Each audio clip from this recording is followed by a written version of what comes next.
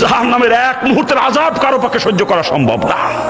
আমি পারবো না, আমি পারবো না, কসম খোদার, কসম খোদার। ও জাহান্নাম থেকে বাঁচার জন্যই খালি মুসলমান। আমার কোনো কিছুর অভাব ছিল না দুনিয়াতে। আমার বাপ কোটি কোটি টাকার মালিক, এদেশের অন্যতম বড় শিল্পপতি আমার বাপ। আমি যদি চাইতাম যে প্রতি সপ্তাহে গাড়ির মডেল চেঞ্জ করব, আমি তাও পারতাম। আমার ঠেকানোর কেউ ছিল না দুনিয়াতে। এত সম্পদের মালিক আমার বাপ, এত সম্পদ, কোনো কিছুর কমতি ছিল না। কত দাপটওয়ালা মানুষ ছিলাম, কত দাপট ছিল, কিন্তু আল্লাহ পাক হেদায়েত দেবে, তাই এটা আল্লাহর মনসা। হেদায়েত কসম খোদার, আল্লাহর হাতে হেদায়েত, কসম খোদার।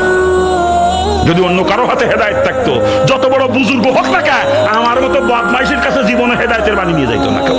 এত বড় কাট্টা বদমাইশ ছিলাম আমি, জানেন আপনারা। পিস্তল দুই পকেটে নিয়ে ঘুরতাম সবসময় আমি। 8জন 10জন বডিগার্ড থাকতো আমার সাথে, 8-10জন বডিগার্ড। মানুষ যদি খালি শুনেছে রানা মাস্তান আসতেছে, শোনেন নাই নামটা, শোনেন নাই?